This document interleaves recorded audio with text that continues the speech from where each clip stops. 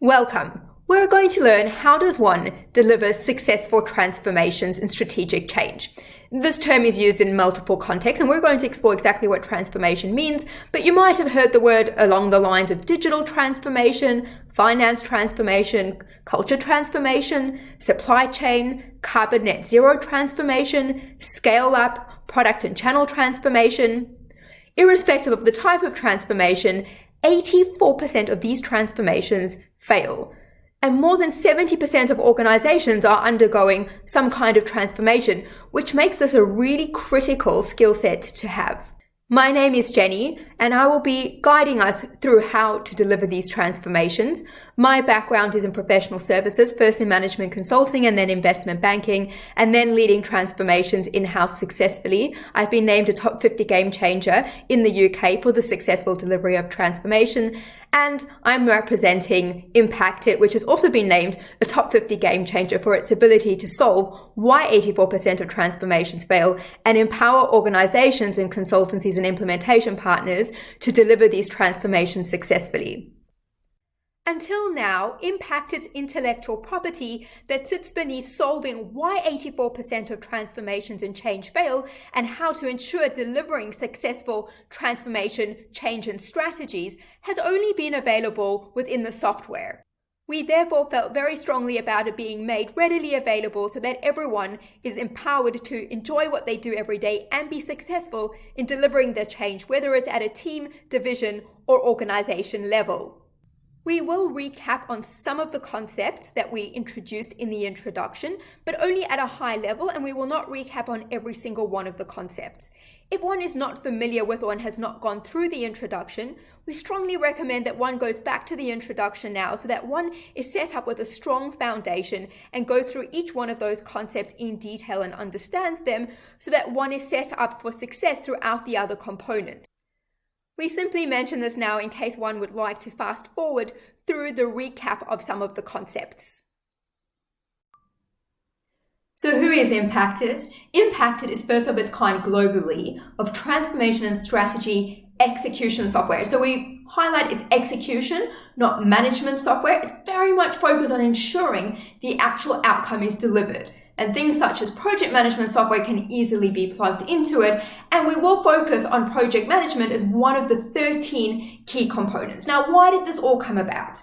What you're looking at is a big mess of what transformations often look like. And having worked in the top tier consulting firms and delivered award-winning transformations in listed companies, as well as startups and scale-ups, there are a lot of moving parts. And unfortunately, if things aren't gone about in the right way, it does result in this very big mess. And actually, for the time and resource that is invested into transformation, one should be looking at an amazing unicorn at the end of it. So we are transformation execution software because we focus on two key elements that are critical in delivering transformation. That is, how does one deliver, one, the technical element correctly, and two, the people element. But these two need to be synthesized as if there was just one single approach. And more than that, it needs to be done in a way that is really easy for everyone to understand. So whether you are here as the chairman of a listed company, a medium company or a small company, or you belong to the C-suite, such as the CEO or the CFO, or a manager or graduate, it needs to be really easy for everyone to understand so that everyone has the skills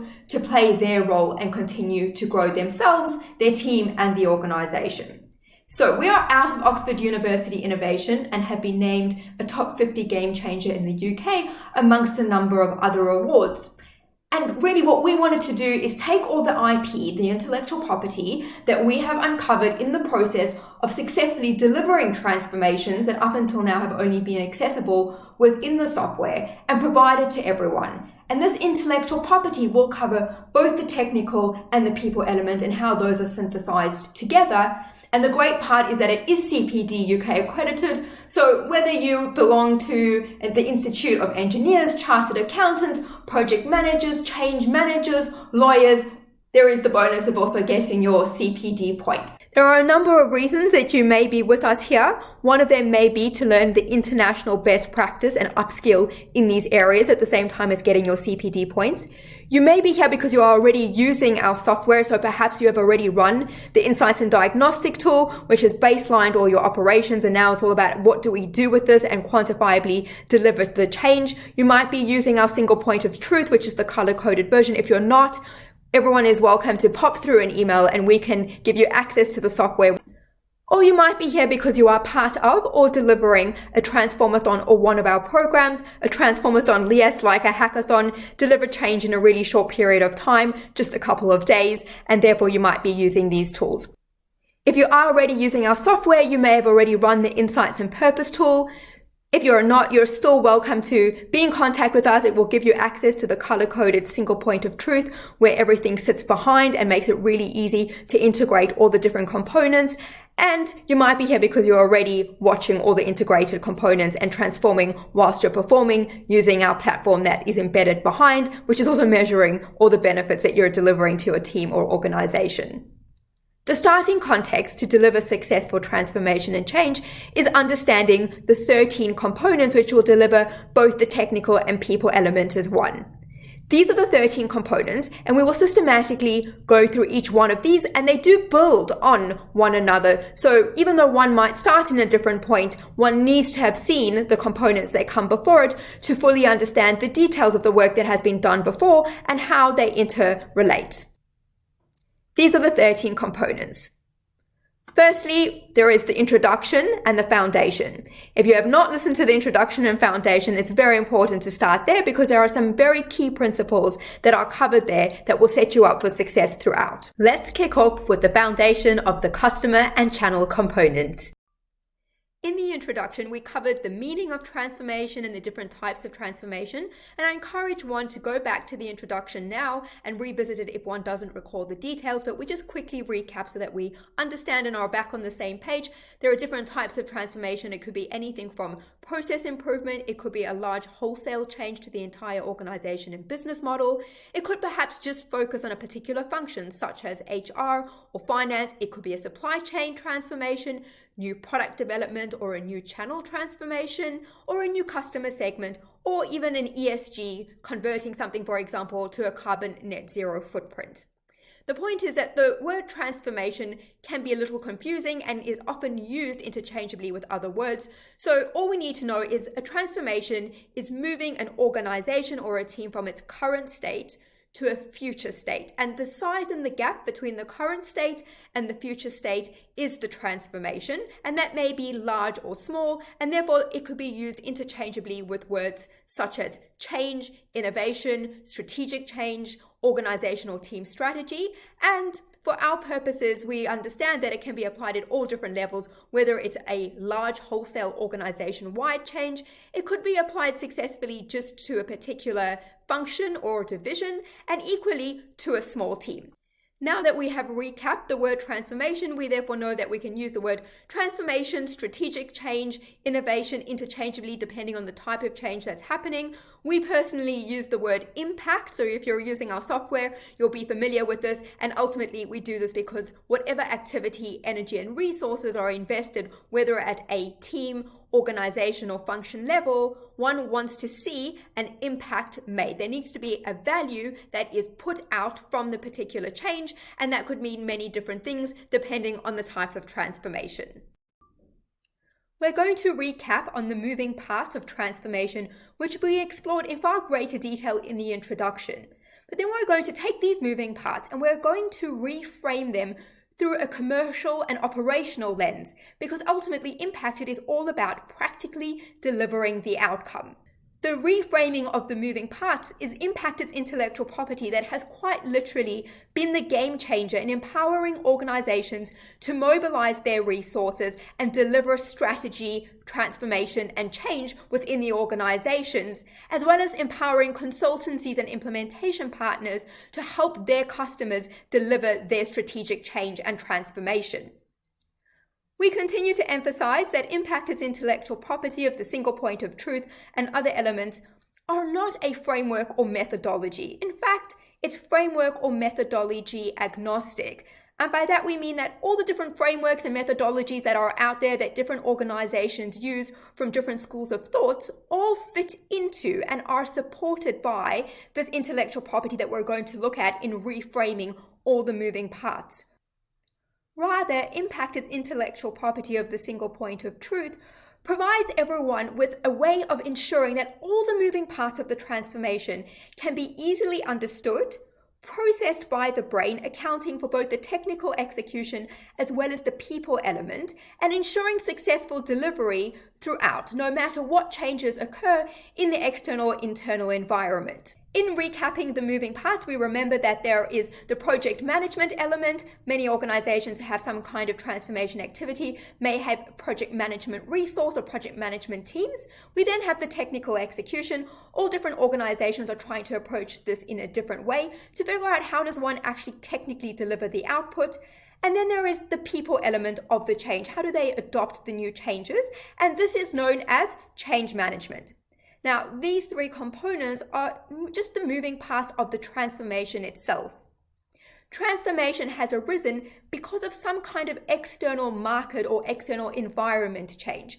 It could be an external change in the actual external market, or it could be external to the actual team at hand that is transforming.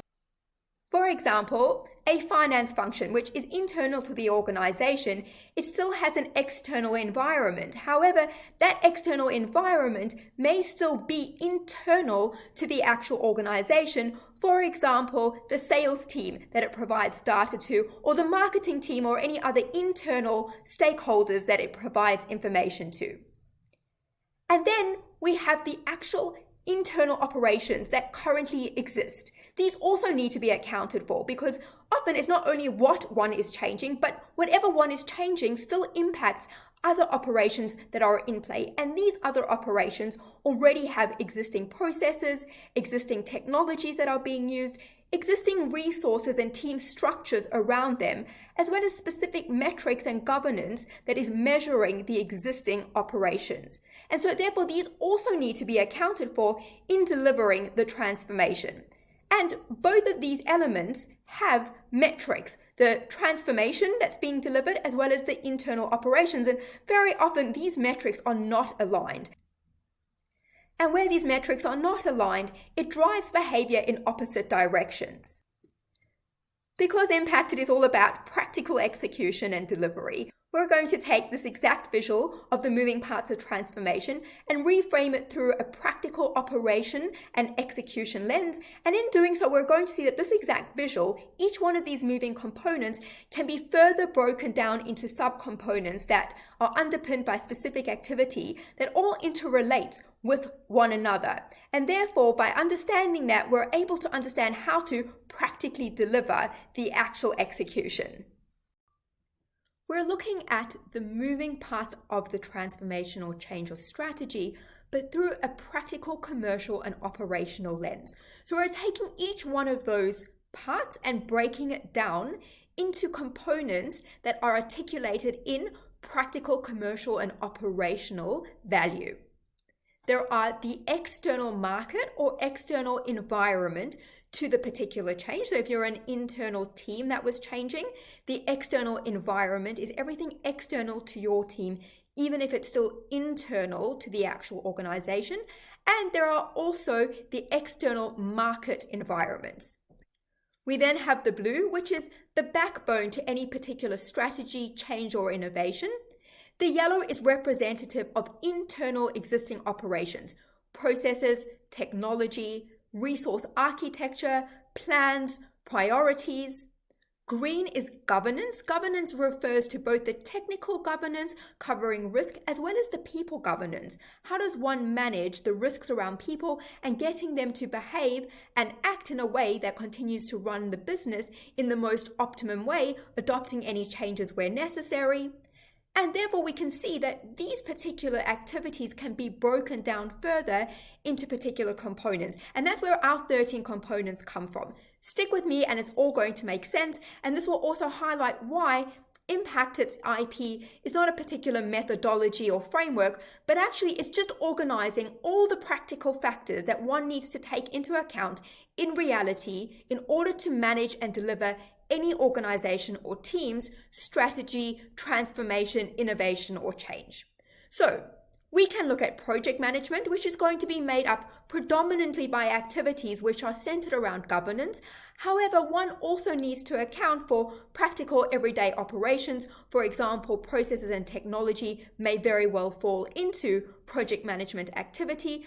In the context of the project management part of any particular change or transformation, the blue refers to the backbone, particular elements of metrics. Metrics are always measuring the progress of particular projects or elements, and there may be other things such as the problem that one is aiming to solve. This is all going to make sense in a moment, but as we can see, each one of the moving parts is made up of a different composition of further subcomponents. So we have the change management, which is centered around people governance. We have the technical execution, which lends itself and is reliant on all the different components. These make up the actual change or transformation, which still exists within the internal operations that are currently running, as well as having to account for the external market, all of which is being measured by metrics. And so we can see if the human brain had to take all of these parts, break it down into their subcomponents, and still manage the interdependencies, the risks. What happens if one part changes within the actual technical execution? What does that mean in terms of the project management part? What does it mean in terms of people? Hang on a second, what happens to the current existing operations? And then what happens if something changes in the external market? So there are a lot of moving components, which actually, it's just way too much for the poor brain to humanly process. And so in order to accommodate the limitation of the human brain being able to parallel process so many moving parts, we need to come up with a way that helps the human brain organize it, understand it in a really easy to understand way, and then building on that, understand how do all the interdependencies work. And then behind every single one of these components, what is the best practical way to execute against it and deliver that particular element or component, without falling foul to overlooking particular interdependencies or risks or operational execution errors. Let's look at Impakt It's intellectual property that helps us organize all these moving parts to practically bring this to life. We're going to look at what we call the spot, the single point of truth, a simple color-coded page that accommodates all the moving components, as well as any methodology that organizations like to use in all the various components. We're going to look at the interdependency pyramid, which helps us understand how do all the interrelated components rely on and impact one another and each other, which helps us identify risks, mitigate them, and also identify synergies in order to understand the most amount of value that can be created.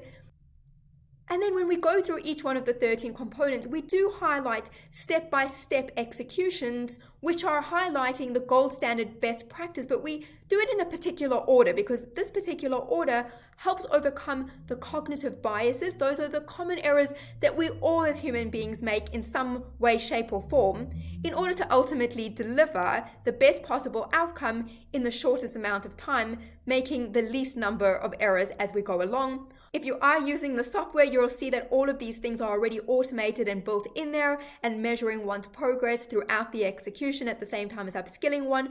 But we're going to look at this throughout the 13 components so that even if you choose not to use the software, one is still empowered to deliver change within one's team, division, or organization. So let's look at how all these different commercial or operational components come together in a really easy to understand form.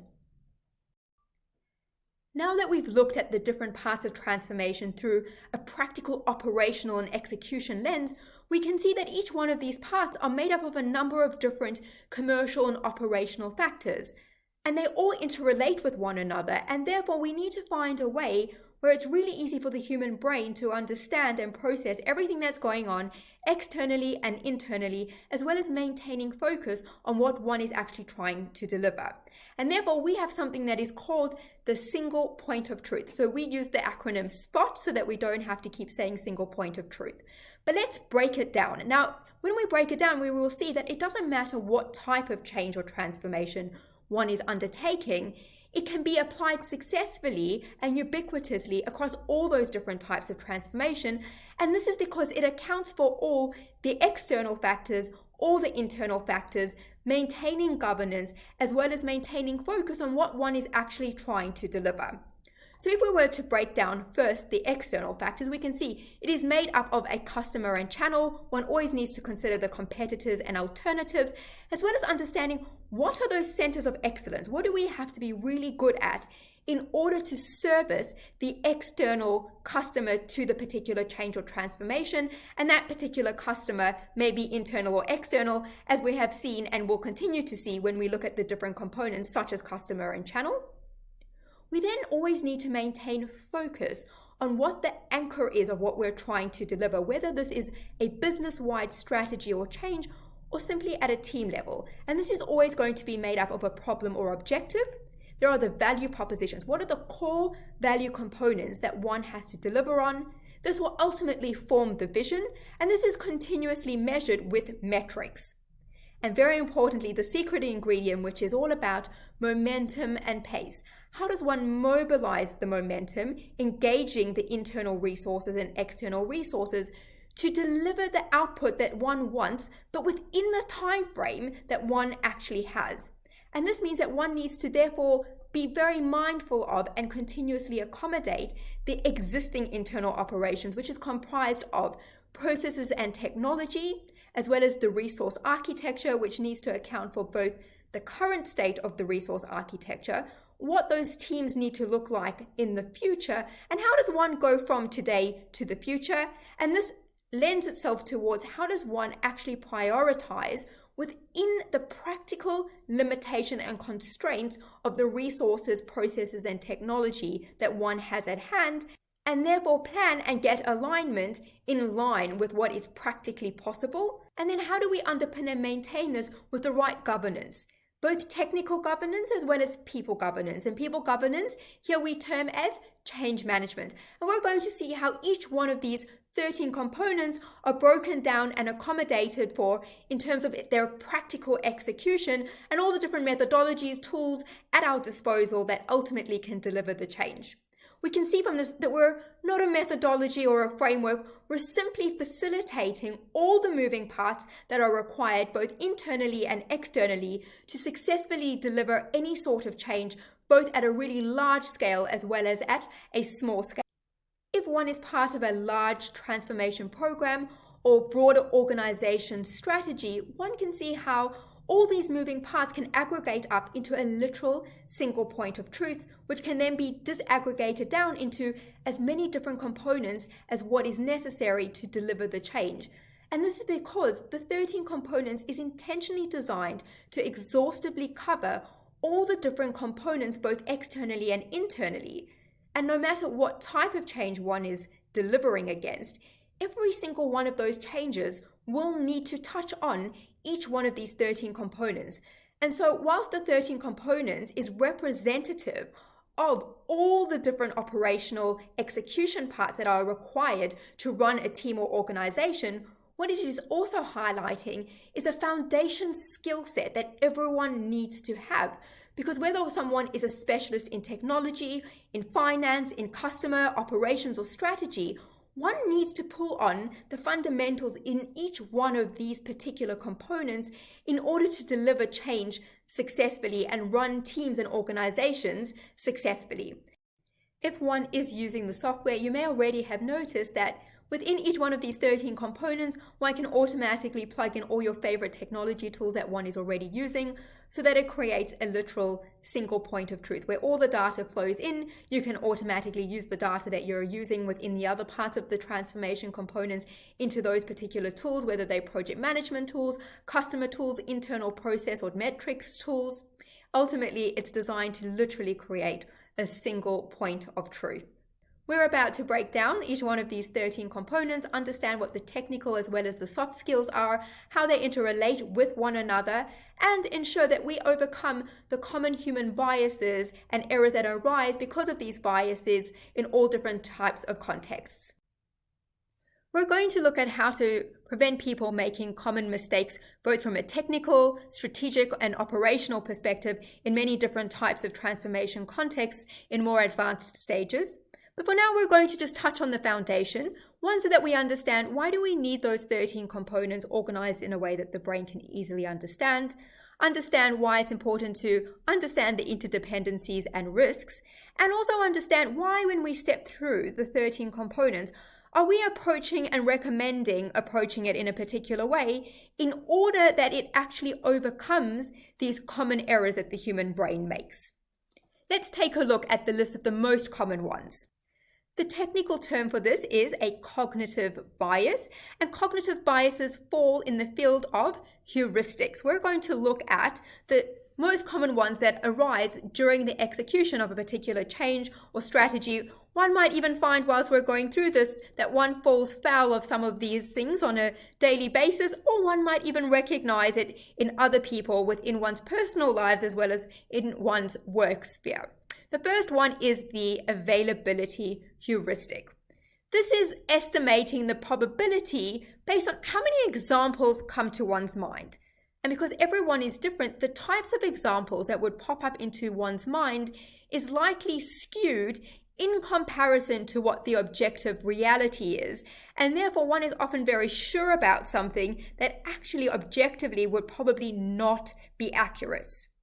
The next one is the status quo bias. This is the desire for people to like to keep things the same. The next one is apophenia, and this is seeing patterns in randomness. So this is where people think that they have observed a particular pattern, but actually that pattern is more randomness. There is a saying that says, is it correlation or causation? Because often people think that something is a causation outcome, i.e. something caused something to happen, but actually maybe it was just correlation. So it happens to be that it correlates with a particular factor, but that particular factor is not the driver of the outcome.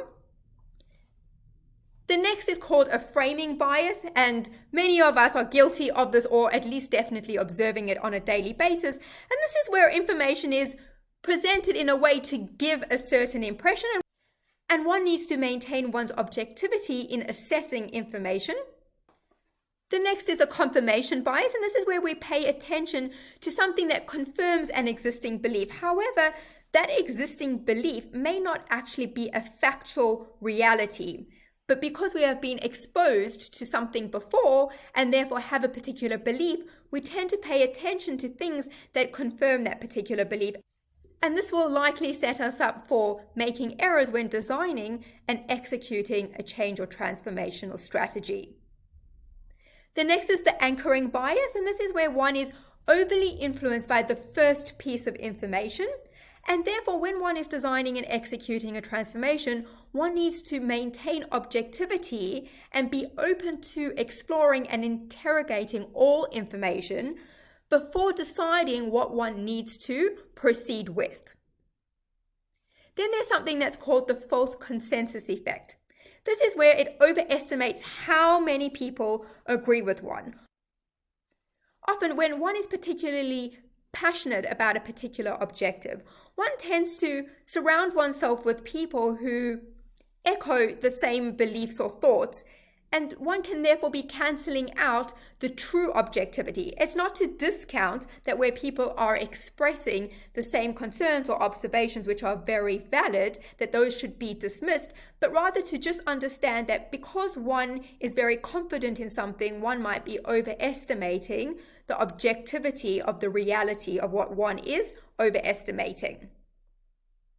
The next is the optimism bias. This is where one overestimates a positive outcome and underestimates a negative outcome. And this is incredibly pervasive when it comes to planning the execution and anticipating when one will actually be able to deliver an outcome.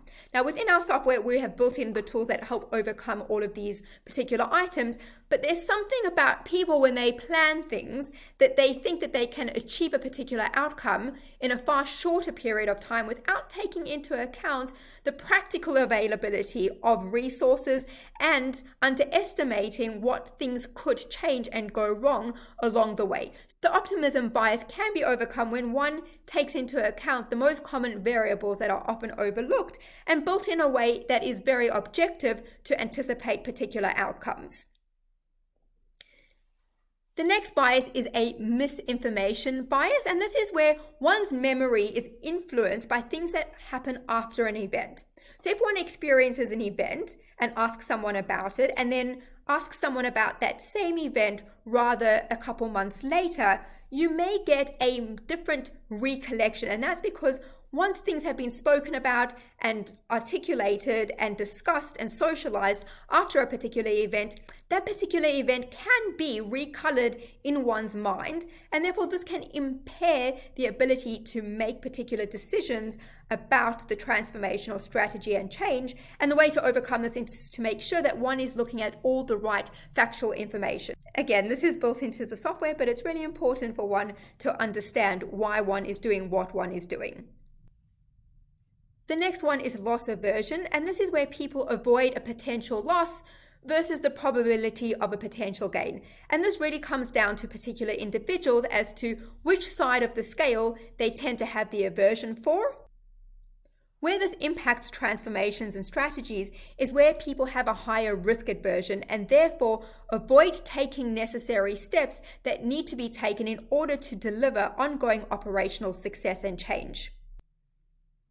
Throughout the execution, especially when we go through the step-by-step execution, we will see that certain steps are taken in a particular order because what it does is it helps reprogram your brain and stop it from making these common mistakes. So for example, with the availability heuristic, it does force one to go back and collect the right information so that one is empowered to make a more objective assessment. And this is the same with something such as apophenia, as well as the framing bias, as well as the confirmation bias.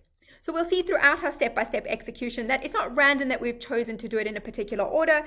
Obviously, human beings like to think that we can do things in a different way. And if you are using the software, that's fine. You can start wherever you like. It will just nudge you to make sure that you haven't overlooked something that is going to cause what is a common error. Hopefully, this gives us a little bit of insight into why we approach things in a particular way to try set ourselves up for success, both from a technical execution perspective as well as from a human perspective. We will continue through this component as we have with all the others, with the standard structure and approach so that we understand how all the components come together and interrelate. We therefore always start with the objective so we know what it is exactly that we're about to undertake. We have to understand why it is that we're undertaking the action so that we're not just doing work aimlessly, and we understand how what we do will result in the results that we're actually looking for. We then need to understand the interdependency. So those other 12 components, how are they impacted? We then need to understand the principles, the concepts that we need to understand and skills that we need to pick up, and then how to exactly bring those to life in a step-by-step way. And right now we're going to focus on these things in the context of channel and customer. Let's start by looking at the objective of the customer and channel component, which will highlight to us why it actually is one of the 13 components and so critical in delivering a successful change or strategy. The first objective is to understand who the recipient is that one is creating the value for. They are actually driving the need for the transformation. It is their pain point that if one successfully solves that pain point, one has therefore successfully transformed something. It's not necessarily an individual, it could be a group or an entity or a receiving part of the process. We then need to understand how do we best get this value to the customer. That is the channel. And in addition to this, we may need to understand where there is scale required, how this growth is going to be able to be achieved. And then let's just pause for a moment and think about the word customer. Often the word customer, people automatically assume refers to an external paying party. Now, if it was a transformation which involved a channel product transformation, for example, perhaps you're developing a new product or you're moving from a bricks and mortar to an online presence, then yes, the customer would be external to the entity and an external paying customer. However, the term customer refers to anyone who is a recipient of value being created. And therefore, if one works in an internal function, your customers are still the people who receive the value that one creates. So if, for example, you were producing reports as part of the reporting team, then all the recipients of those reports are the customers that you need to satisfy. They may be the sales team, and they may be the marketing team. These are internal customers. It could be shareholders. Those may be external customers. So it's important just to frame the customer in the context of the type of transformation that one is undertaking, and not to mistake it for being always external paying customers. How are we going to do this? We're going to start by first identifying and defining customer segments. We then need to really understand what their pain points are, what their problems and needs are. We have touched on some of this in the problem component and objective component, so please do revisit that because it's a really important part in achieving this particular step. They're intertwined. We also need to work out who are going to be our first adopters. So often we come up with a solution and then no one wants to adopt it. So in here we also identify who the first adopters are going to be, and we're going to identify the channel that will most successfully get the solution to the recipients and have that solution being used. Looking at how we're going to achieve this, we're going to start by creating a persona archetype. The empathy map canvas is a useful tool to be able to do this effectively. From this, we'll be able to create the customer canvas. Now, we would have done a first go at the customer canvas in the problem and objective component, so it's worth going back, looking at what was done then, and then this will help one refine it. We're then going to define the adoption curve and look at the different attributes of the different categories in order to get the fastest possible adoption. And then we look at something called value stream mapping. There's all different types of value stream mapping. We're also going to specifically look at mapping out the customer journey. This is going to help us build the most effective solution. This is going to set us up for a successful change, so that any effort that is put in is received by the end user in a way that creates the most amount of value for them. Let's consider why this is important. Firstly, we need to identify the correct objective. Very often, assumptions are made about what is needed, and very often those assumptions are incorrect. How many solutions do we know have been created and yet no one actually uses them? Next, we need to make sure that the solution that is created is in fact the most desirable solution. Very often only elements of the solution are needed and other elements are overlooked. Then we need to understand what is the best possible channel through which to deliver the solution. This is all about adoption. Very often there are perfect solutions that would fulfill the pain points that everyone would like resolved. However, no one ever adopts them. How many pieces of technology have you seen rolled out in your organization which just don't get used? Very importantly, what this does help us do with time is help predict the future needs. What this means is that your product and solution can always be a number of steps ahead, whether this is an actual product that you're selling externally or an internal transformation, so that teams and individuals in teams and their roles don't become redundant, because if one understands what the ultimate delivery is that one needs to provide in terms of value to one's customers, one is able to continuously evolve and build the new version of the value that is required. Very often, it is the most simple things that are overlooked that actually results in the transformation or strategic change completely failing. And the reason that channel is so important is that this actually impacts the entire business model. It changes behaviors and it accounts for costs and processes. And this is something that is often not even considered when compiling a transformation and architecting the different things that are needed. And channel is something that is very often not even considered when architecting any kind of strategy or strategic change. All of these things may sound obvious, but 84% of transformations and strategic changes fail, and this is part of the starting point. As we already know, in order to deliver successful transformation, strategic change, what we call impact, one needs to consider all the moving parts of the transformation or change and understand how they all interact with one another, because ultimately all of those components are what is required in order to deliver the change. We are therefore going to take a moment now to understand the context of where customer and channel sits within all of these moving components and how they interrelate with one another. If you're using the software, the great thing is that this is already built into the single point of truth. That's the color-coded page, and it will nudge and guide you each time one architects and executes something so that one understands where and if something needs to change. So let's look at the customer and channel. If we recall, when we looked at the problem and objective component, we started with an initial problem statement, but this problem statement is then revisited once we have completed the customer and channel to make any changes for new insights. The customer and channel will therefore directly impact changing the problem statement. It will identify what are the centers of excellence that we need to be really excellent at in order to deliver the value. And this is underpinned by architecting the value propositions. And these value propositions are supported by the specific processes and technology. Also, by identifying the customer and channel in detail, it will help one prioritize what to do first in order to deliver the most amount of value, which is very important in terms of creating momentum. And of course, this then impacts the rest of the other components of the transformation, which we will see. Before practically applying the interdependency pyramid in the context of this particular component, let's pause for a moment and recap on how Impakt It's interdependency pyramid actually works. So what it's doing is it's taking all those moving components that we have spoken about and understanding when one of those components change, one, are we allowed to just automatically change that component without further consideration? And if we're going to change that component, what are the flow-on impacts of changing that component so that we can go and address those flow-on impacts? Now, the way the pyramid works is wherever the particular item, i.e. one of the 13 components, falls within the pyramid, one needs to consider what is below it on the pyramid and what is above it on the pyramid.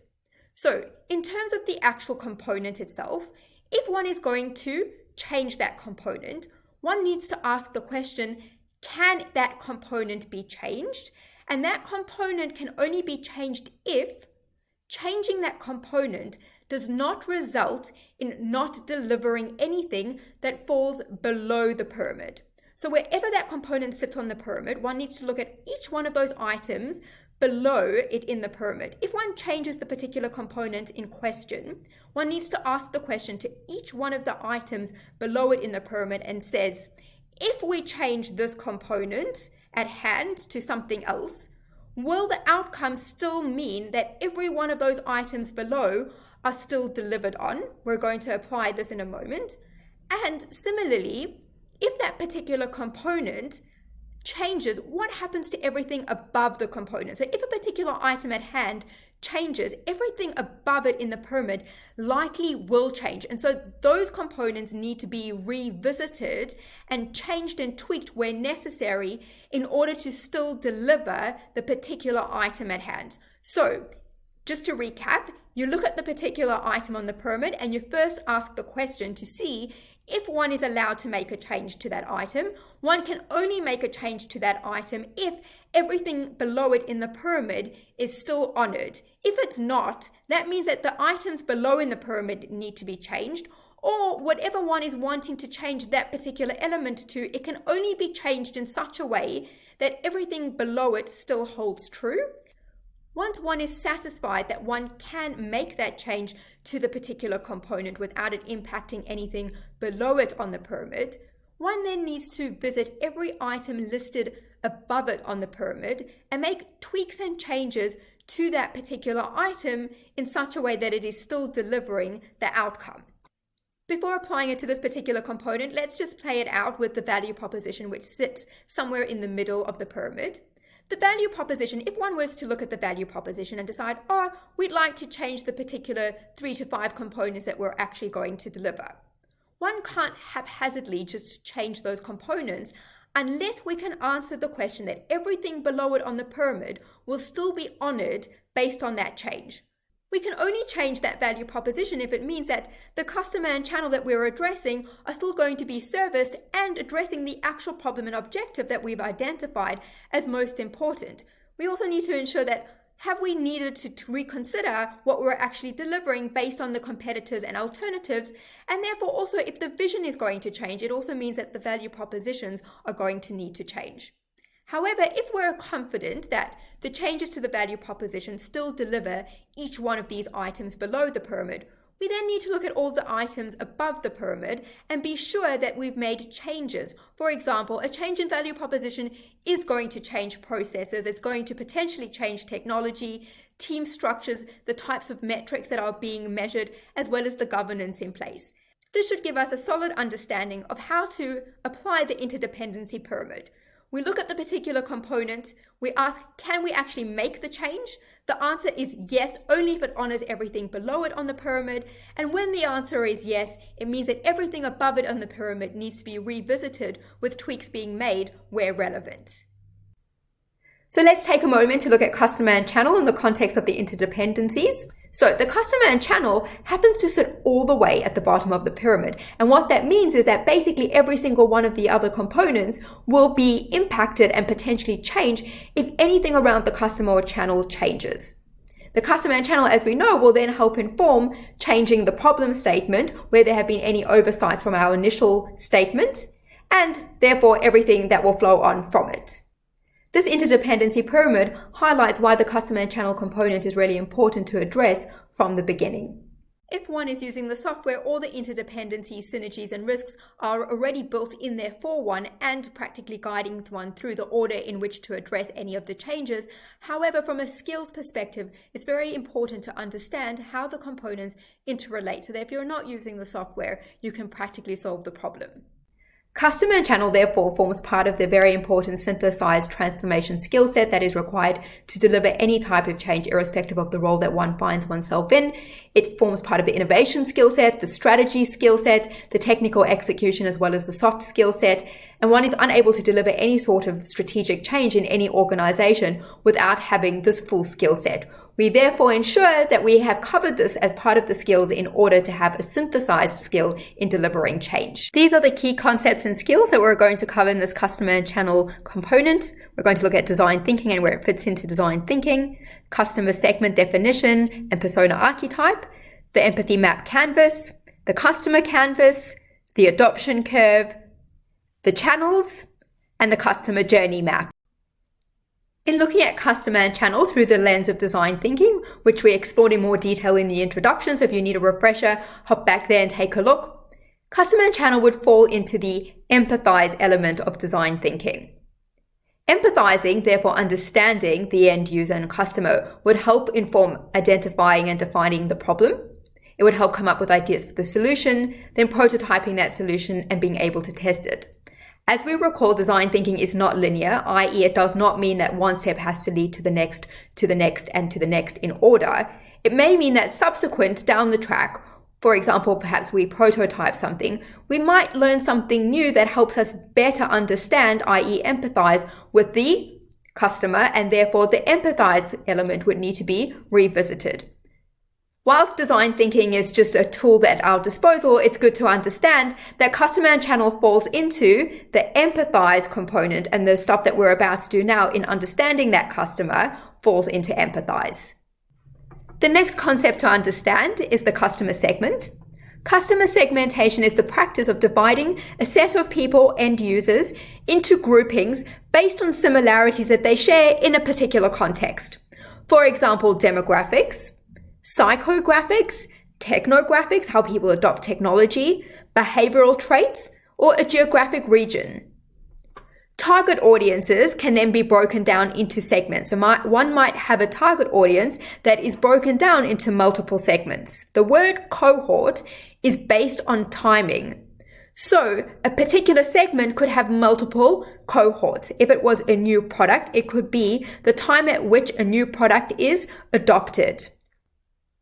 In transformations and strategies, as we have discussed, the customer may be internal or external. An external customer could be an external paying customer in the context of a new product, or it could be an external customer that's not a paying customer, for example, a board or shareholders. And an internal customer is the recipient of something that is perhaps just a transformation of a particular process. It could be a team that is transforming, or it could be an entire division. Therefore, the defining of segments needs to be applied based on the relevant similarity, depending on what it is that one is actually transforming. For example, if it was an external paying customer that was involved, then things such as demographics, their geography, pain points may apply. However, internal customers are then grouped perhaps by function or by the team that they belong to and the type of work that they do. So it's all in the context of who and what it is that one is transforming.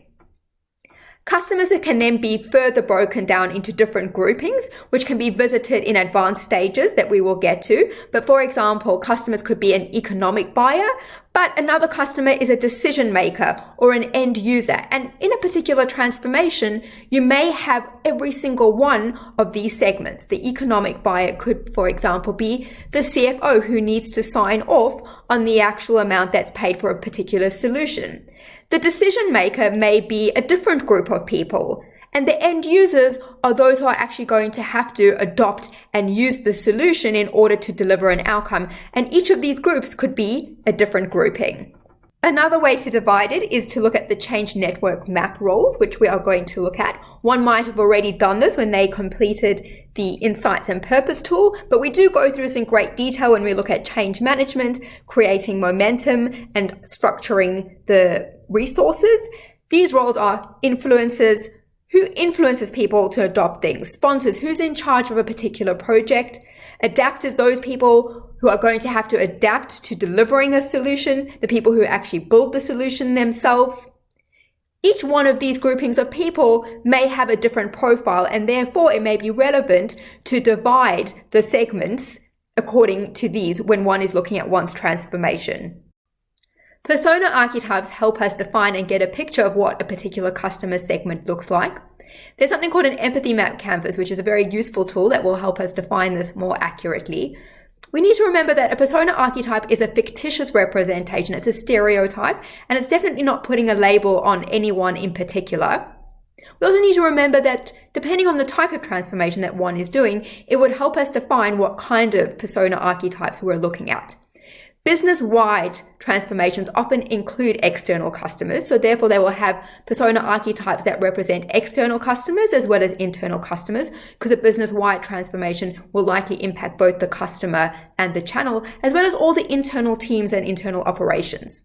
An internal transformation may have an external customer, for example, if it was a product development team. An internal transformation, however, such as HR transformation, finance, supply chain transformations, are likely to have internal customers, and therefore one just needs to be aware of the type of transformation one is doing in order to work out which are the archetypes that one needs to put together.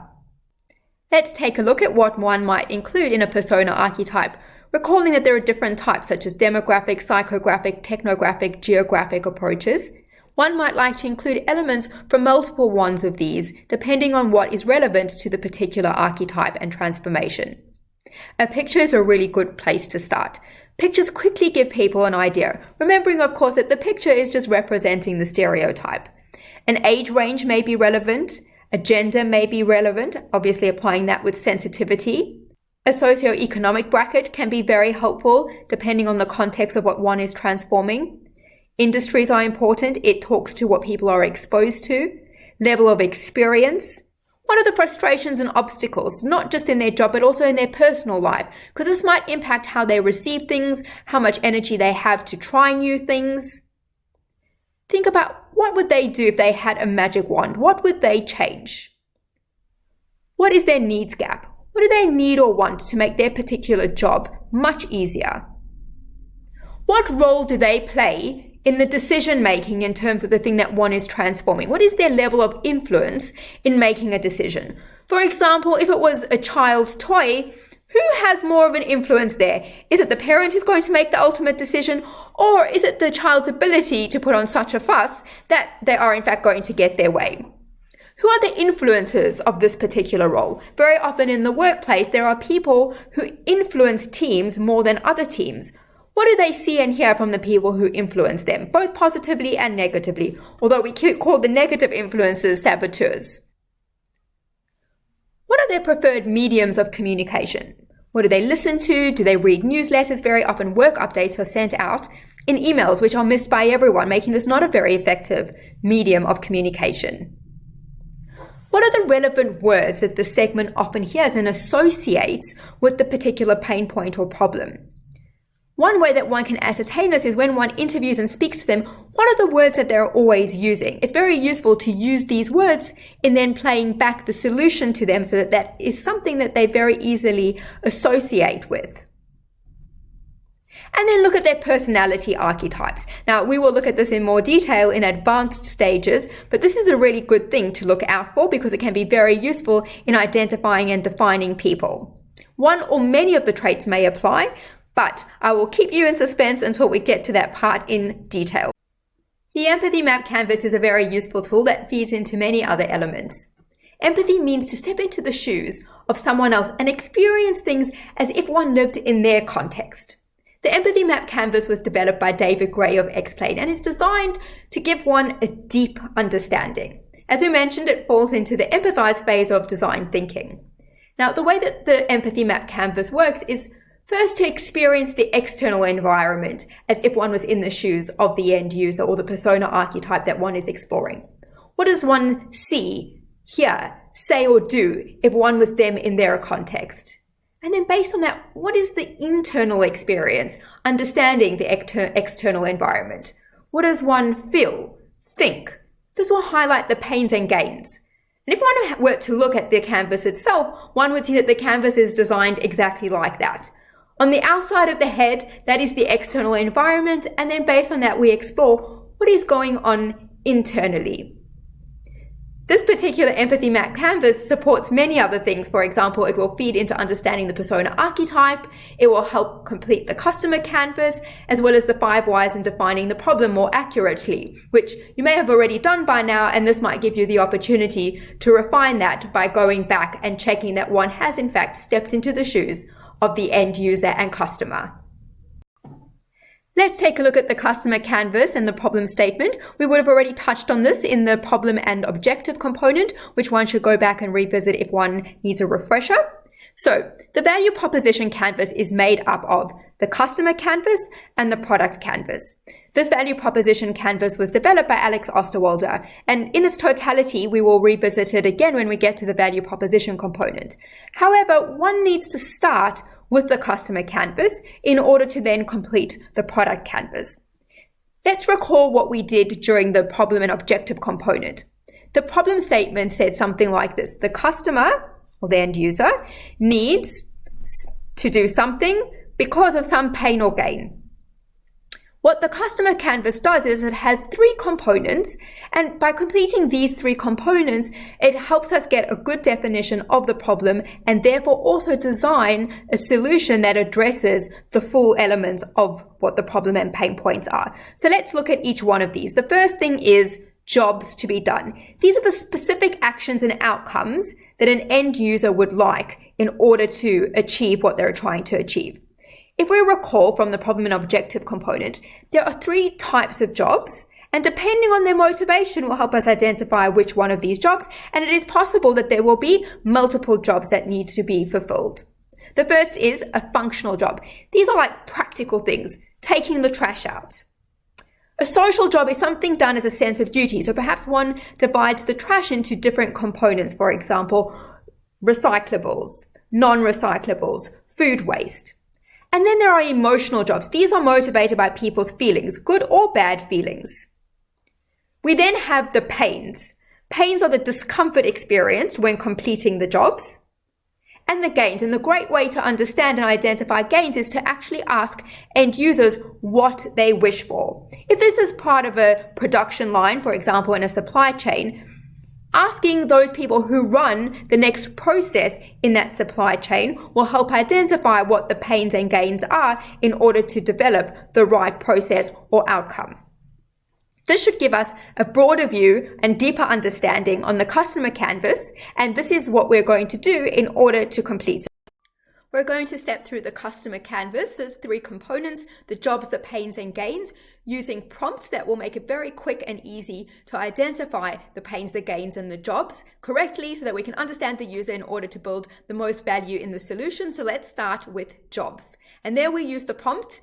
the customer and identify the specific end user who's going to need to use the solution, is trying to, and identify the job that they're trying to get done, and then add in why they're trying to get that job done, because, and there is some kind of insight that we would have uncovered. Then let's move on to the pains. How do we prompt ourselves to identify the pains? And we have two options there. We can say the customer wants to eliminate. What is it that they want to eliminate?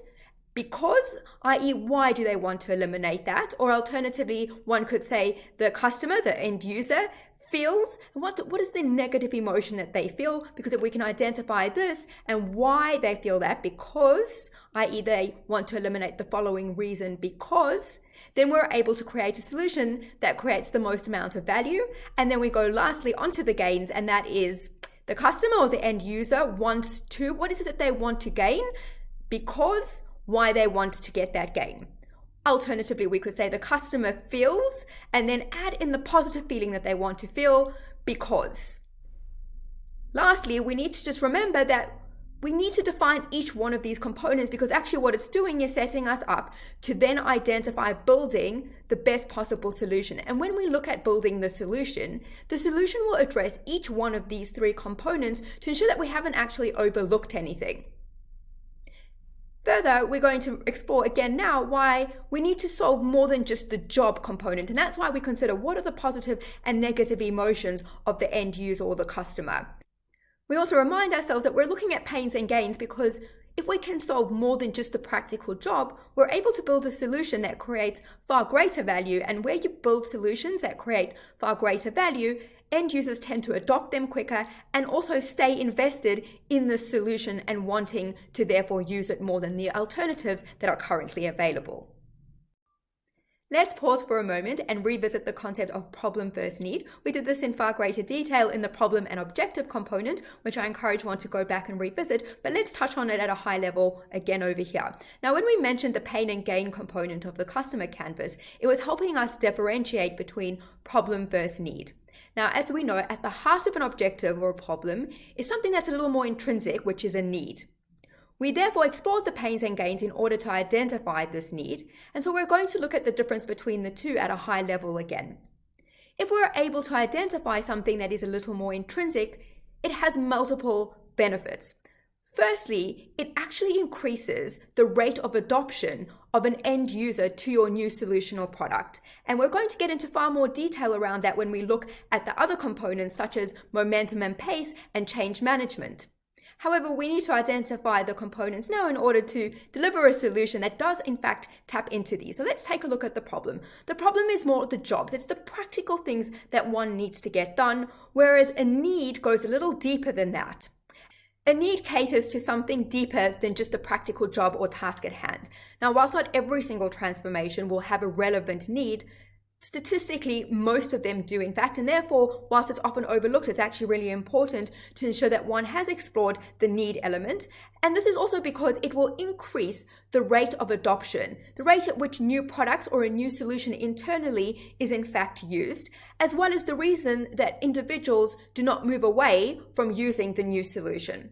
This is equally applicable whether the transformation includes an external customer or an internal customer. For example, Facebook was a product that if one was transforming something that involved an external customer, they tapped into this need for not feeling alone, for being part of a community and feeling accepted. In the context of an internal transformation would be that perhaps of a finance function where they are providing useful information for teams such as the sales team to use in order to make effective decisions.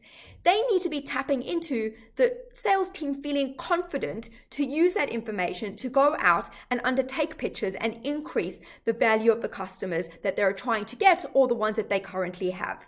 Therefore, it's really important in using the customer canvas to help use it to identify something more intrinsic than just the practical job in order to get the best possible long-standing solution with the fastest rate of adoption. And we're going to explore this rate of adoption when we look at the components on momentum and pace, as well as change management. But we identify these here at the start so that we are set up from the beginning for success in the transformation. We revisit the adoption curve in the context of the customer or the end user. We did explore this in the introduction, and I encourage one, if one doesn't recall the knowledge from there, to revisit the introduction and put the foundation knowledge in place. So the adoption curve is otherwise known as the diffusion of innovation, and it was developed by Everett Rogers.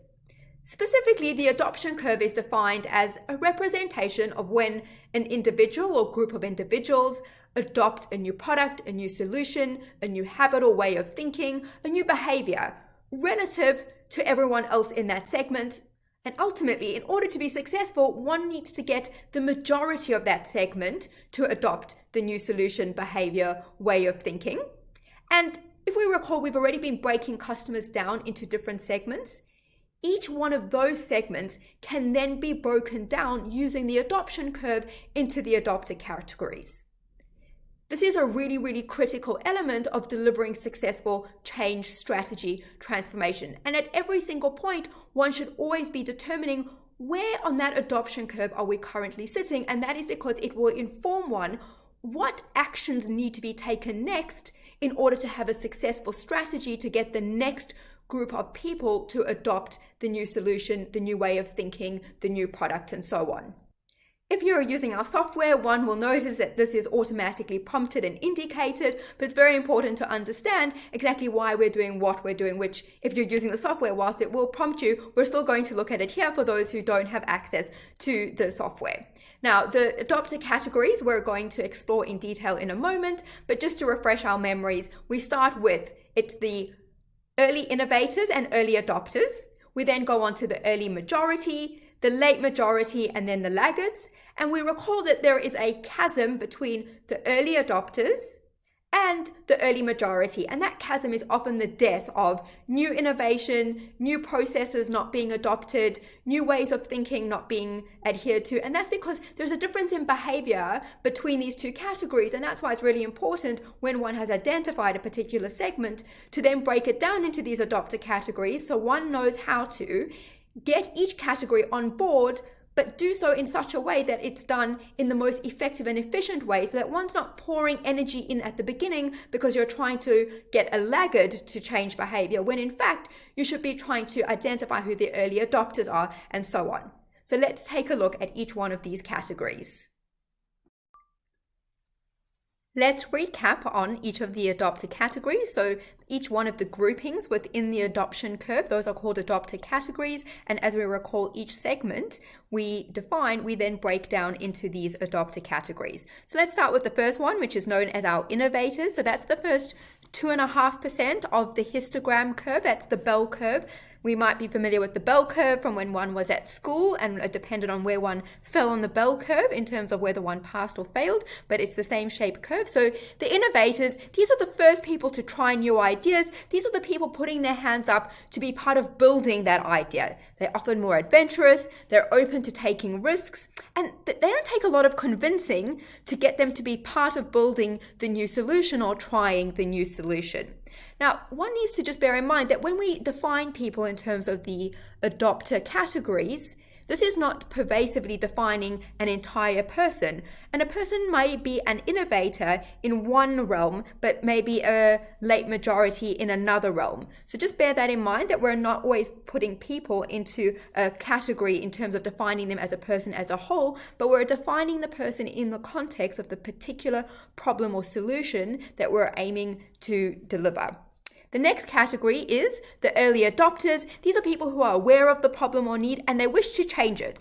So they're open to change and they need very little convincing to try get them to actually adopt the new solution. And very often one can identify these people by looking at those who are already trying to figure out workarounds. They're coming up with solutions that just help them get the job done in order to avoid the current pain point. Strategically, all one really needs to do is provide this group of people with a how-to guide in order to get them to try the product or solution. But then that gets us to the early majority. Now, the early majority is a little bit more complicated, and that is why it's called the chasm. There is a gap between the early adopters and the early majority, and the reason that things fail is because early adopters don't need much convincing, and they're happy to just try it, and they won't mind if the solution is a little clunky and needs refining. Whereas the early majority are not accepting of this, and therefore the solution needs to be a lot more refined and working far more smoothly in order for them to continue using it. So strategically, they are going to need evidence of success stories, and therefore if one has identified the early adopters, one can use the success stories as demonstrated by the early adopters to then have the early majority try the solution. Very often, the early adopters will also articulate their satisfaction with the solution and therefore influence the early majority.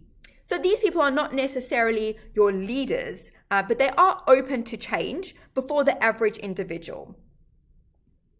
The next is the late majority. They're far more skeptical and risk averse. Now, what they're open to adopting is only once there's a lot more evidence of it being used successfully, and therefore the early majority using the solution provides one with the evidence needed to get the late majority to then consider using the solution. And therefore what one does is actually use this success of how many times it has already been used successfully in order to get the late majority to consider using the solution. And then lastly, we have what we call laggards. They're generally extremely risk adverse and conservative. There is a possibility that there is a laggard somewhere in an organization. Perhaps they haven't adopted a new solution, but that is often because they may not be aware of the new solution. But other than that, it's because laggards are actually very risk adverse. And the best way to get laggards to adopt things is actually through peer pressure. One of the most powerful things that we can learn from the adoption curve and notice is that in many organizations and teams that we've been part of, an extensive amount of time and resource has been invested into trying to get people who fall into the early majority, late majority, and laggards to adopt a new way of thinking, new product, new solution, new process right at the beginning, when in fact the evidence and what they need strategically in order to try the new product, process, skill, way of thinking or doing things does in fact not exist. And often at that point, organizations or teams feel that something has been a failure. However, the learning is to say, well, let's look at a segment, break it down into our innovators, early adopters, early majority, late majority, and laggards, and only then do we choose actions and strategies that are directed at each one of those categories in a particular order. Because what this means is that we would have to invest far less time and energy, and it would be a targeted effort, because what is needed for the early majority is not what is needed for the late majority. What is needed for the early adopters is far less onerous than what is needed for the late majority. Not only do we get a far faster adoption rate, but we get it at a far lower cost, both in financial terms and the amount of energy. And therefore, it's really important to always come back and visit this adoption curve, which we will see throughout the 13 components. And if one is using the software, what one will notice is that this is continuously tracked so that we can ensure that we get the best possible outcome in the shortest possible period of time. Let's add a few more layers to our understanding of the adoption curve in the context of the customer and also the channel. So the first thing is the get, keep, grow funnel. So each adopter category, i.e. the innovators, the early adopters, the early majority, and so on that we just explored, each one of those groups go through a particular process called the adoption process, and that process starts from them not being aware of the new product, the new process, the new way of thinking, to becoming aware and then getting them to actually adopt it.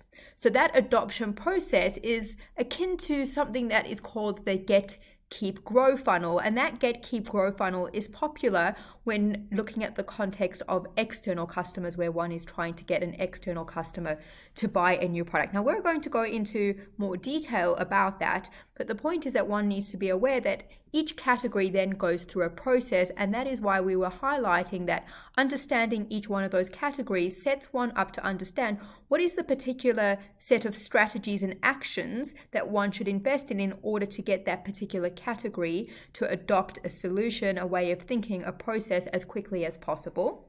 And we're going to look at the get, keep, grow funnel in the channel element of this particular customer and channel component, but we will also touch on it in more detail in more advanced stages and other components. And then there's the other point that we made about crossing the chasm, and we highlight again that moving from the early adopters using a particular solution, those people who are already trying workarounds and just want to solve the problem and are a little less faced at how perfect the solution is, they're quite different to the early majority where those people expect things to work more smoothly, and that's why it's called the chasm, because many ideas, many new solutions, many new products and processes die in that chasm. And we want to emphasize that one needs to get the early adopters, but then not be too confident that we have been successful, because it's only when one is able to get the early majority and subsequently the late majority on board that one has actually been successful in the transformation. This next key element that we're going to look at, which is what are the factors that influence adoption, is really important for us to pause a moment and go through this a few times if one needs to. So let's look at what these factors are. And we're going to look at these factors again when we look at the hook model and the habit loop in more detail. This was also explored in the introduction, so please do go back to the introduction and look at the habit loop and hook model if you're not familiar with what is being referred to. But look at these factors. The first one is complexity. How difficult is it to understand and then use the particular solution or product? So that is the complexity. And this speaks to the trigger and action component of that hook model and habit loop. The next factor is the relative advantage, the perception of how this new solution is perceived relative to the current solution or workaround that is in place. Is it going to solve the problem far better, enough to encourage people to adopt or try the new way of doing things? And then how easy is it to try? This is why many products are given free trials, because this way one doesn't feel like one is taking on a big risk. When it comes to internal transformations, things also need to be easily tried. If it makes it really difficult to find the new system that's being used, set up a login and all those sorts of things, then the triability is far more complex. And this speaks to the action element of the hook model and habit loop.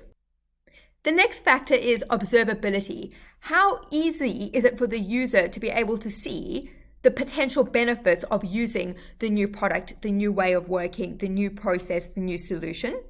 And lastly, compatibility. Does it resonate with the values and the needs of the potential adopters? So it's good to bear in mind these particular factors when it comes to designing the solution and the way that it is communicated, because this will determine how readily each one of these adopter categories are open to trying the new component, solution, way of thinking, working.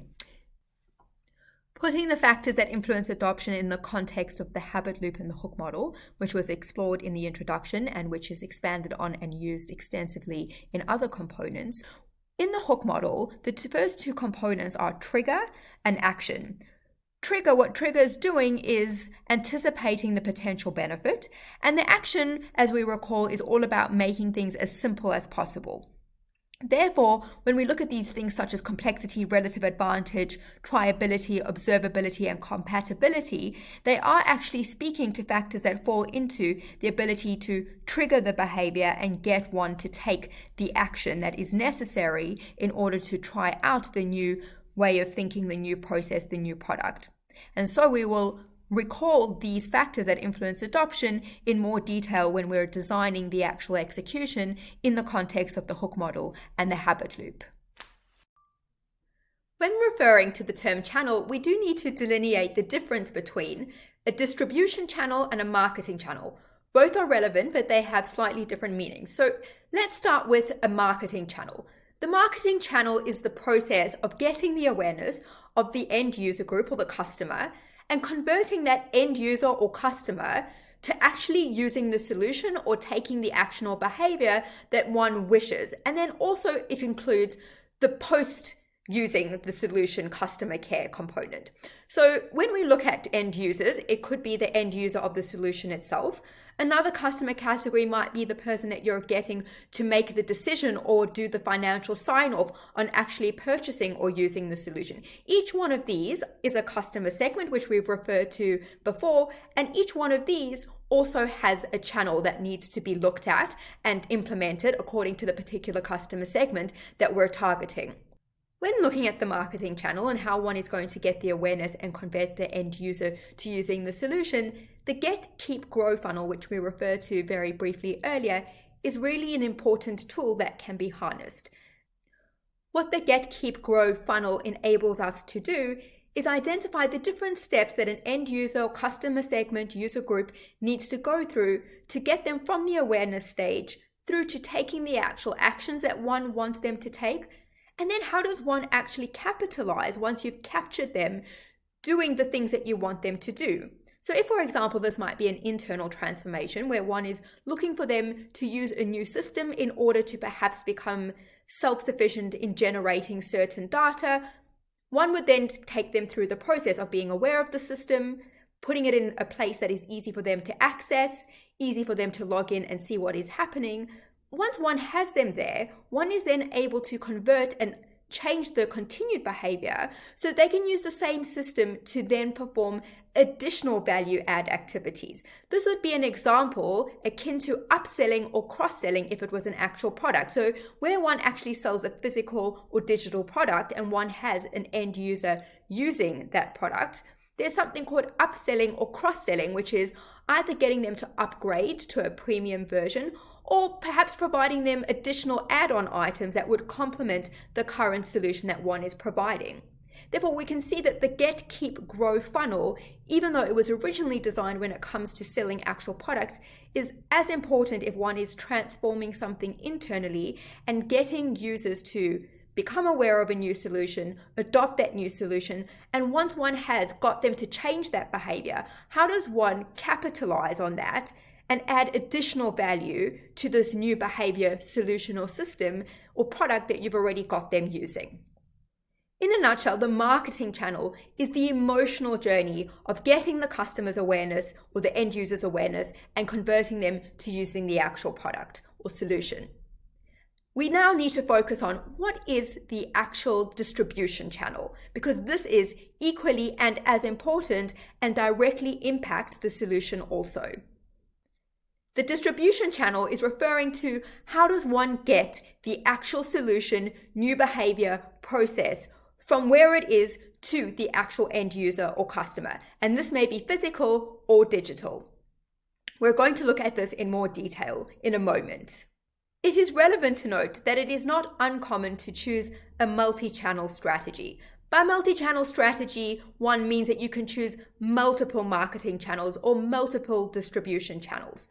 Whilst many successful solutions and organizations do have multi-channel marketing or multi-channel distribution, when one is initially delivering a strategy, a transformation, a new product, a new process, a new system, one should start by just choosing a single distribution channel, the one that is most relevant to the particular customer segment, and get that right. And thereafter, explore if it is relevant to add additional channels to the particular channel that was initially chosen. Let's take a closer look at the distribution channel now that we've had a look at the marketing channel. So the distribution channel is the medium of getting the solution to the end user. It's every single step in that process that needs to be undertaken, whether it's an actual physical product or solution or a digital product or solution. And the actual distribution channel may be made up of both physical and or digital components. And it's relevant both in terms of a transformation that has an external customer as well as an internal customer. So in terms of an external customer where it's a traditional product, this is just the usual distribution channels that we're accustomed to exploring. And we're going to look at the components of direct versus indirect, digital versus physical.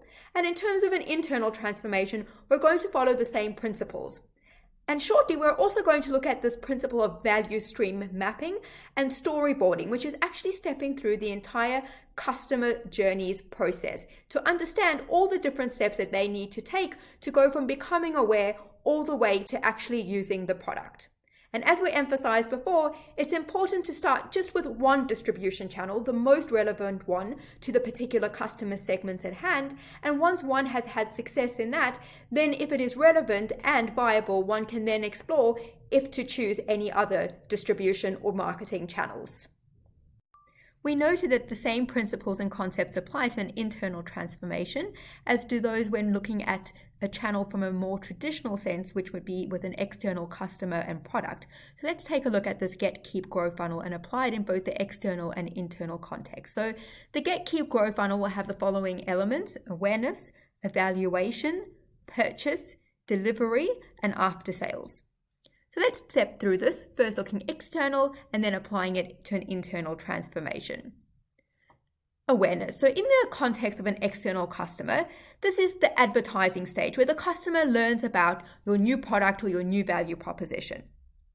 If one were to look at this through the lens of an internal transformation, this is where the adopters, the end users, become aware of the change. Now, this might be through multiple stages. Perhaps the initial stage is when one is actually approaching them to understand what are their pain points in order to solve a problem. This already puts on their radar that one is considering developing a better solution. Thereafter, one does need to think about your new internal process, new internal solution, through the same lens as an advertising campaign where you're about to launch a new product. This way, one makes sure that one is actually getting the awareness of the end user and drawing them in and making them excited about using your potential solution.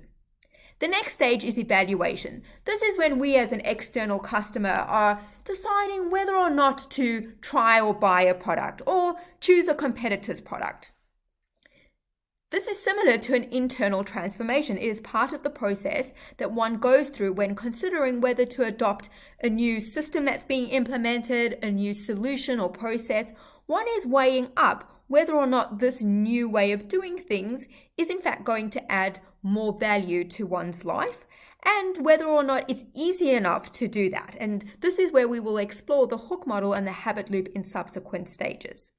The purchase part in a traditional external customer context is where one actually purchases the end product. This may be digital or it may be physical, direct or indirect, and we're going to get to each one of these elements.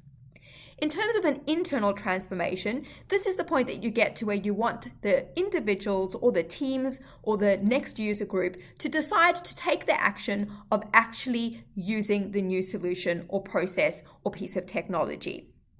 One wants to make sure that this is done in a way that makes it really easy for them to do this. Very often when new systems are implemented, it requires complicated downloading, reconfiguration, and things don't work. So one needs to really take into account that it must be very easy for the purchase, i.e. deciding to actually use the product or the new solution. Which brings us on to the next element, which is delivery. This is how will the customer actually receive the product in terms of the external customer. However, in terms of an internal transformation, how will they access this new solution? Again, is this already built into a current process where it automatically opens and becomes part of the usual process that they usually follow? Or do they now need to go and do something more complicated in order for them to be able to use the solution? If that's the case, it's probably going to result in a low adoption rate, which is why we look at the hook model and the habit loop when we design the actual process. But one needs to account for the fact that there is in fact a step that says, how are we going to get this new solution, once one has chosen to use it, to the fingertips of the end user? And then there's this principle of after sales. So in the traditional sense, where there is an external customer, this is obviously the place that one can turn to if one has questions or issues. This is often very overlooked when looking at internal transformations, and actually the after sales is really part of that center of excellence. There should be resources set up that are there to quickly attend to any queries. Not only should they be there to attend to queries and ensure that users are adopting the new solution, the new process, the new system, but they should actually be documenting this, because this usually indicates areas for improvement, which means that going forward, one can continually upgrade the particular process or solution so that a wholesale transformation is not subsequently needed again. From this, we can see that actually the principles do in fact equally apply, whether it's a transformation involving a new channel or customer externally, or whether it's a transformation which is more internally focused. For example, a culture transformation, an HR or finance transformation, and so on. Let's practically step through how we can express channel. If you're using the software, you'll see this is already built in, which will guide you through all the different options. And it's the information that is contained ultimately in the single point of truth. That's the color-coded one page that gets used from architecture throughout execution, where it's really simple to understand what's going on. So when it comes to defining channel, we can either divide it into direct versus indirect, and then there's physical versus digital. It's important to note that both are concurrently relevant, which means you could have a direct channel that is either physical and or digital, and equally one could have an indirect channel which is either physical and or digital. In terms of the direct and versus indirect channels, a direct channel is something that enables the solution to go from the originator directly to the end user, whereas an indirect channel has intermediaries built into it. And we're going to look at what this means practically in terms of both an external facing customer versus an internal transformation. What's important to understand is that intermediaries potentially can add costs to ultimately delivering the service, but likewise it could actually reduce costs. So let's have a quick look at an example of this. If one were to have a shared services team that produces a whole lot of information and then provides that to the reporting team, and that reporting team then provides it to the users of that information, the intermediary is the reporting team. In that particular instance, it could be argued that the shared services team or the reporting team is adding costs because one is paying for those particular functions. Whereas if it was outsourced, one could then say that those costs have been removed and therefore you are paying for the outsourcing service. One would have to weigh up which one actually provided the right outcome and the right value to the solution and weigh that up with the actual cost of both options. Breaking down physical and digital, we have the physical store, which we would be accustomed to, or the actual physical report. There is then the digital option, which may be web or mobile based. We have something called multi-channel, which we mentioned earlier, is choosing both physical and or digital. And then we have something which is omni-channel, which we're going to explore in detail. It is like multi-channel, except it means that the inventory system is integrated into one inventory system. So for example, if one were to be selling actual goods, both in your store, as well as having an online delivery system, it would mean in an omni-channel that that inventory system that manages both the goods inside the store as well as keeping track of the goods that get ordered online and then delivered are actually one and the same system, which means you have a single point of truth in terms of what inventory is currently available, what has been sold, and what is en route to the customer. Whereas a multi-channel does not necessarily have a single integrated inventory system. And in terms of an internal example, if you were perhaps manufacturing things and you had multiple items in terms of a supply chain, one would then be keeping track of all of those items to understand where the volumes are at or physically where everything is based. And this would be an example of an internal omni-channel way of managing internal inventory. Breaking this down a little further with practical examples, let's look at physical versus digital. So the physical channel was where the solution or product moved directly from you, the provider, to the purchaser or the end user. So perhaps it's a shampoo manufacturer. So in this instance, the shampoo could either go directly to the consumer, perhaps via a store that the manufacturer has on Amazon, or it could go indirectly through a storefront, for example, a big supermarket store. That supermarket becomes the intermediary, or perhaps there's even another intermediary where it goes to a wholesaler. The wholesaler then provides it to a smaller convenience store and then to the end user. But that is all about physically providing the product to the end user, and that's an example of both direct and indirect. And if we were to look at this in the context of an internal transformation, perhaps a finance transformation, which we tend to refer to as an example that many people can relate to, are you directly delivering a physically printed report to the end users, or is it being provided to them in a soft copy online? So the physical version would be where an actual paper printed version of the report is provided to the end user directly from your team to that end user. An example of a web or mobile digital channel would be where human involvement is largely not required. And these are e-commerce stores such as Amazon, which I'm sure many of us are familiar with. Or, for example, if this was an internal transformation, perhaps finance had moved to a model where people could self-service, i.e. they could access the data that they needed themselves without requiring additional assistance, or where all the reports were already provided online. A multi-channel would be where there is the ability to use many of these channels. So it could be multiple physical channels, it could be physical as well as mobile channels. And as we mentioned before, an omni-channel is where there is an actual product that requires an inventory system.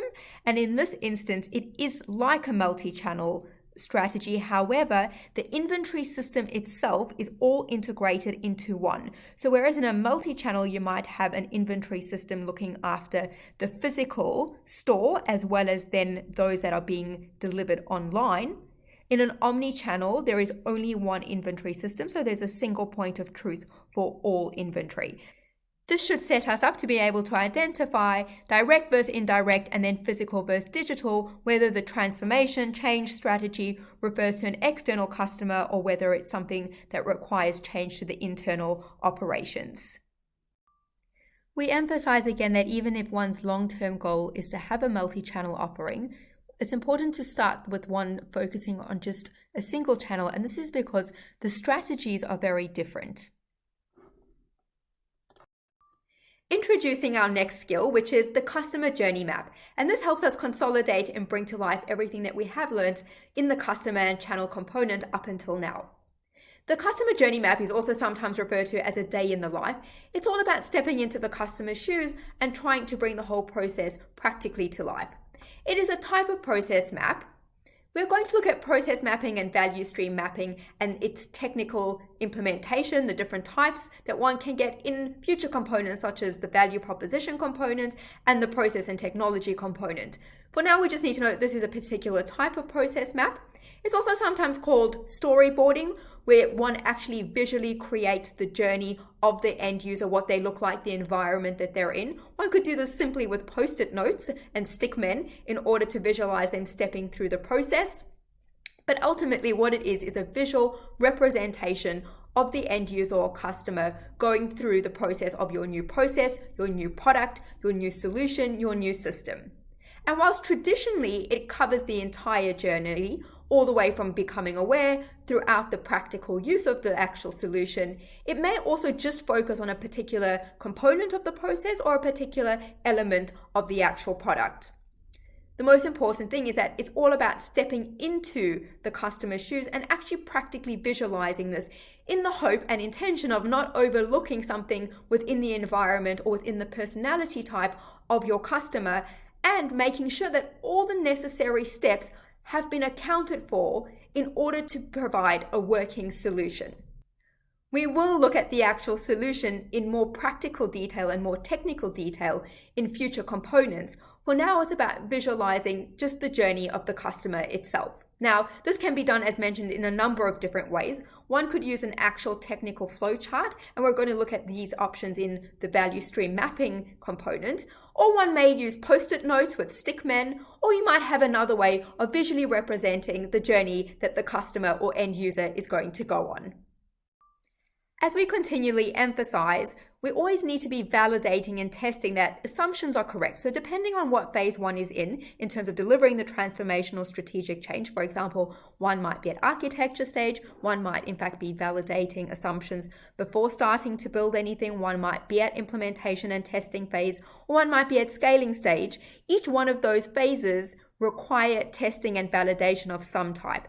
And in terms of the customer and channel, there are different ways of testing it, and this is why it's important. If one incorrectly understands the end user, it's going to result in the following problems. One is going to incorrectly identify the objectives or the problems because one would have made assumptions without actually stepping into the shoes of the customers or end users and engaging with them to actually understand their true root causes of pains, the gains that they want, and the jobs that they need done. What this then means is we land up designing incorrect products, solutions, systems, or processes, and ultimately this means that the solution is not going to be adopted. Therefore, we do need testing tools, and We're going to explore some of those options here. However, there are more detailed ones in the validation stage tools that you're able to explore for each component. The first tool is actual one-on-one interviews. Now, we suggest that one should interview at least a minimum of 7 end users and see a pattern of at least the majority saying the same thing. If one is not seeing a pattern yet, one needs to keep increasing the population size until one has identified the true pain points, the true gains desired, and the actual job that requires to be completed. The next thing is actual external research. So whilst this is only a starting point, it is still a valid starting point and very helpful if one is at architecture stage. There is a wealth of information that is available online and within one's organizations where one can start with initial searches to start understanding the context and generalizations, but these then do in fact need to be validated in terms of one's actual user group and profile. And then there's the famous Toyota skill set, which is called Genchi Genbutsu, which means actually go and observe yourself. Go and look at the end users and customers trying to complete the particular job, resolve the pain point, or create the gain that they're looking for.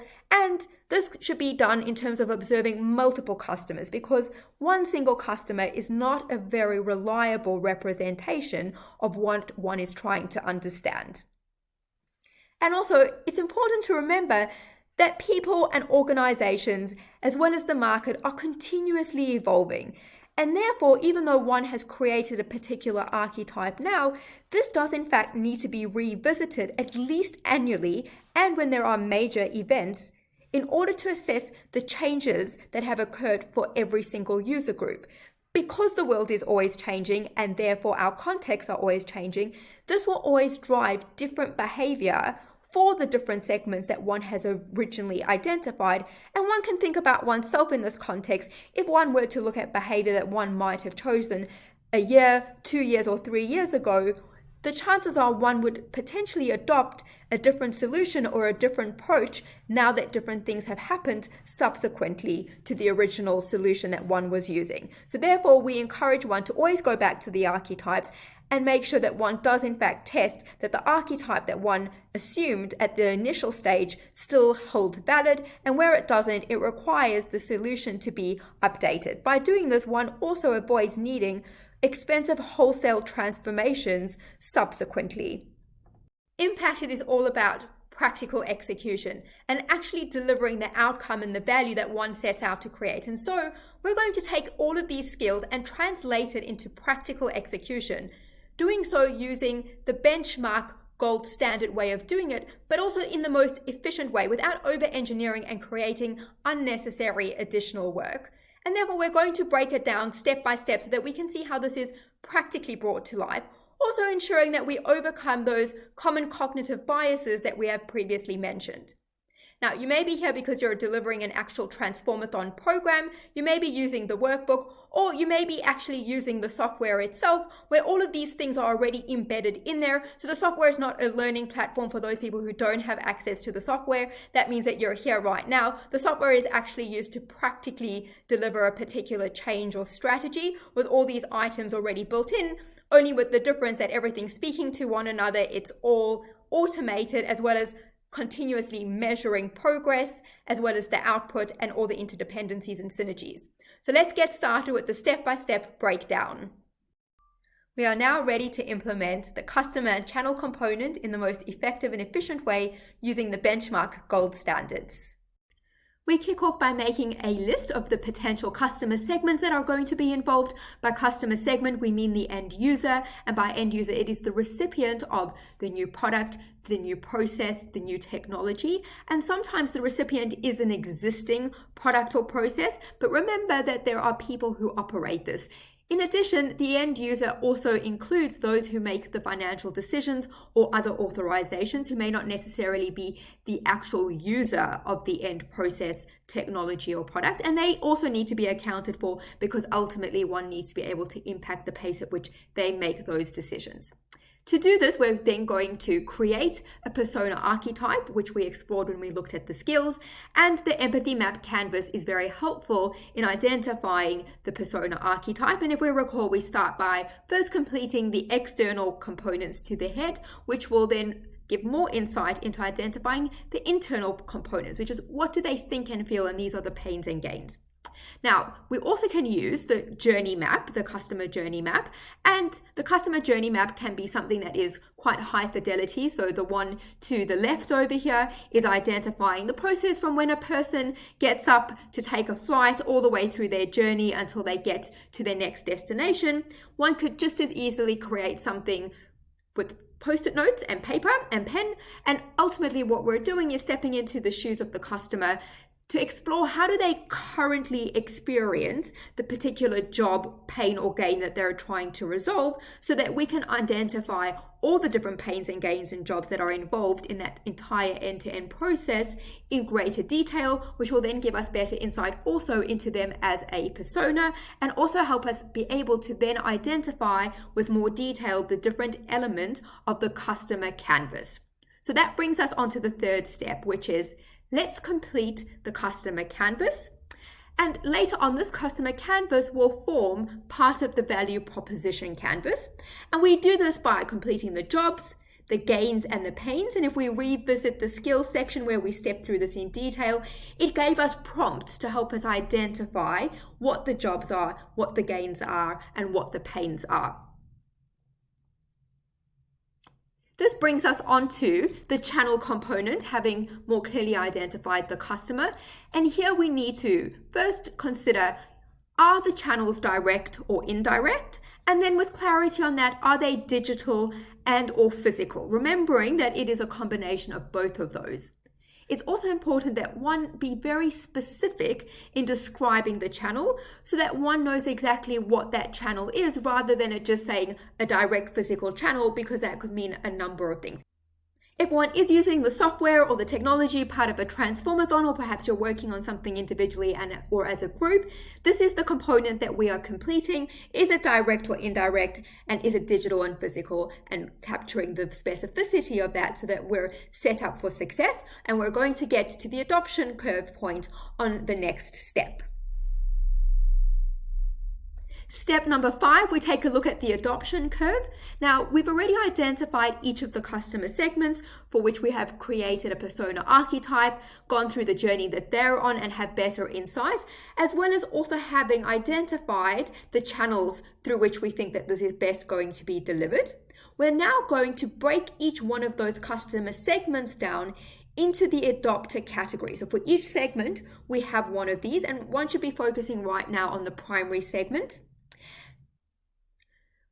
We do this by identifying the attributes for each of the adopter categories. The adopter categories, as we recall, are the innovators, the early adopters, the early majority, the late majority, and laggards. If this was an internal transformation where one may be familiar with the teams and individuals at hand, one might like to jot down a few pointers in there to help one identify this. And depending on where one is within the transformation, change, strategy, new product process, it's important to indicate where one thinks one is on the adoption curve. If one is at early stages, one is really potentially even before the innovators and looking for the innovators. And as one progresses, so we update it. And this is because the strategies and actions taken should be dependent on where one is on that adoption curve. And as we will see in subsequent components, for example, in governance, in momentum and pace, and in change management, we identify the right people to be the decision makers, depending on what adopter category they fall into. One wants decision makers in the initial stages to be early adopters, because if one is going to have a decision maker who is a laggard or late majority in terms of their attributes, the chances are that the product, the new process, the new technology, the transformational strategic change is not going to progress and get off the ground. Therefore, it's really important to take the time to break down each of the segments, identifying the adopter categories, what these attributes look like, and who these people or groups of people may be. If one is working using the software or one of the workbooks or part of a transformathon, one will see that one will now have completed the other component of the channel and are ready to move on to the next step.